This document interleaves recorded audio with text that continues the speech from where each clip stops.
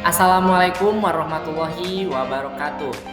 Yang terhormat Bapak Agreindra Helmiawan Eskom MT selaku dosen mata kuliah Sistem Operasi. Pada kesempatan kali ini, kami dari kelompok 10 akan memaparkan materi tentang kernel. Sebelumnya, kami ucapkan terima kasih kepada Bapak Agre yang telah memberikan kami kesempatan untuk memaparkan materi ini. Sebelumnya, izinkan saya, Ristanto, memperkenalkan kelompok 10 yang terdiri dari saya sendiri yang bernama Ristanto, selanjutnya ada Risna Febriana dan ada Rama Maulana. Baik, kita ke materi selanjutnya yaitu apa itu kernel? Kernel adalah komponen inti dari sistem operasi yang bertindak sebagai jembatan antara perangkat keras dan perangkat lunak sistem. Kernel mengelola sumber daya sistem dan memvalidasi interaksi antara komponen perangkat keras dan perangkat lunak. Selanjutnya di sini kita akan menjelaskan sejarah singkat kernel. Pengembangan kernel. Inti dari setiap sistem operasi berawal dari masa awal komputasi. Awalnya kernel Linux dikembangkan oleh Linux Torvalds pada tahun 1991 untuk komputer pribadi berbasis i386. Sejarah singkat kernel pada tahun 1960-an, ada proyek Multics sebagai kolaborasi antar MIT. Nah, di sini untuk bertujuan untuk menciptakan sistem operasi team sharing. Nah, di sini ada konsep dasar sistem operasi modern pada saat itu dianggap terlalu rumit. Namun, proyek ini meletakkan dasar bagi pengembangan INIX pada tahun akhir 1960-an dan awal tahun 1970-an oleh Ken Thompson, Denning Rich, dan yang lainnya di Bell Labs. Nah, di sini untuk apa kernel digunakan?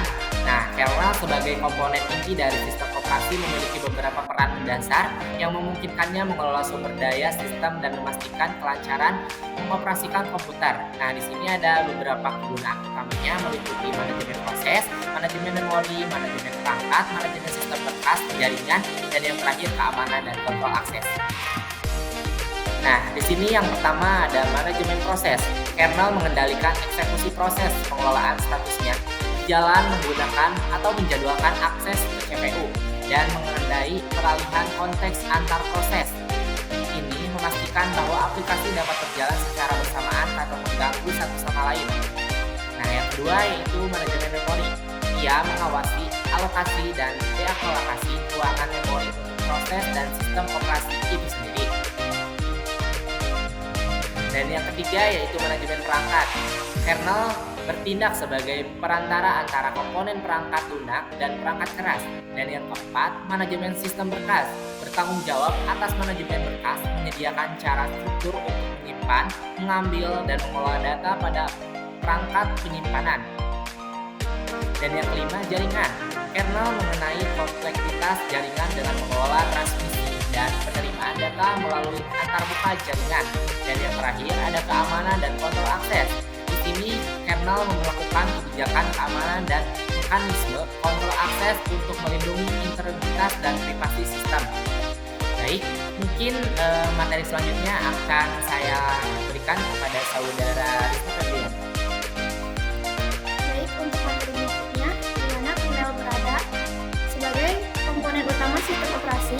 Kernel terletak tepat di atas lapisan perangkat keras, menyediakan lapisan abstraksi penting antara perangkat keras dan perangkat lunak yang berjalan di komputer. Biasanya, kernel terletak di dalam sistem berkas dalam satu berkas atau serangkaian berkas khusus untuk sistem operasi. Misalnya di Linux, citra kernel sering ditemukan di boot Windows atau jalur serupa, bersama dengan berkas lain yang diperlukan untuk proses boot system. Selanjutnya ada jenis-jenis kernel yang terbagi menjadi 5. Yang pertama ada kernel monolitik, yang kedua ada mikrokernel, yang ketiga ada kernel hybrid, yang keempat ada exokernel, dan yang terakhir ada nanokernel.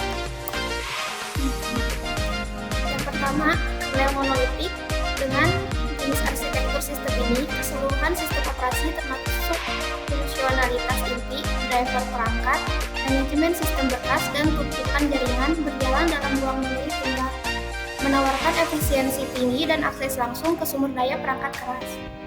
Yang kedua ada mikrokernel, yaitu jenis kernel ini hanya mencakup layanan sistem yang paling mendasar seperti komunikasi antara proses dan manajemen perangkat keras dasar dengan layanan lain yang berjalan di ruang pengguna untuk meningkatkan modularitas dan keamanan sistem. Yang ketiga ada kernel hybrid, yaitu arsitektur sistem kernel hybrid yang menggabungkan unsur-unsur monolitik dan mikrokernel, menjalankan berbagai layanan di ruang kernel untuk kinerja sementara, tetap menjaga layanan lain di ruang pengguna untuk modularitas dan keamanan yang lebih baik. Yang keempat ada exokernel, yaitu jenis kernel ini memungkinkan aplikasi untuk memiliki akses lebih langsung ke sumber daya perangkat keras dengan meminimalkan peran kernel dalam manajemen sumber daya. Yang terakhir ada nanokernel. Nanokernel merupakan pendekatan yang lebih minimalis terhadap desain sistem operasi dibandingkan dengan mikrokernel dan exokernel. Pendekatan ini berfokus pada penyediaan hanya fungsionalitas yang diperlukan untuk mengelola sumber daya perangkat keras dan memfasilitasi layanan sistem minimal. Baik, untuk materi berikutnya akan disampaikan oleh rekan saya, Rama Maulana. Untuk materi berikutnya ada mode kernel dan versus mode pengguna oleh saya. Mode kernel dan mode pengguna mewakili dua status operasi berbeda dalam sistem komputer, masing-masing dengan tingkat akses dan kontrol sendiri atas sumber daya perangkat keras. Mode kernel, yang juga dikenal sebagai mode supervisor, memberikan akses penuh ke semua perangkat keras dan memori dalam sistem kernel. Mode ini memungkinkan kernel untuk melakukan tugas-tugas tingkat yang rendah yang penting, seperti mengelola memori, menjalankan instruksi perangkat keras, serta menangani instruksi. Lalu ada mode pengguna. Mode pengguna merupakan terbatas yang digunakan untuk menjalankan sebagian besar aplikasi di perangkat lunak. Dalam mode ini, akses ke perangkat keras dan sumber daya sistem tentu dimediasi oleh kernel melalui panggilan sistem. Mode pengguna menyediakan lingkungan terlindungi yang membatasi akses langsung aplikasi ke perangkat keras, sehingga melindungi sistem dari perangkat lunak, bahaya atau tidak. Lalu ada versi kernel. Kernel ini adalah kernel yang digunakan dalam sistem operasi atau Unix. Kernel ini merupakan turunan dari keluarga sistem operasi Unix.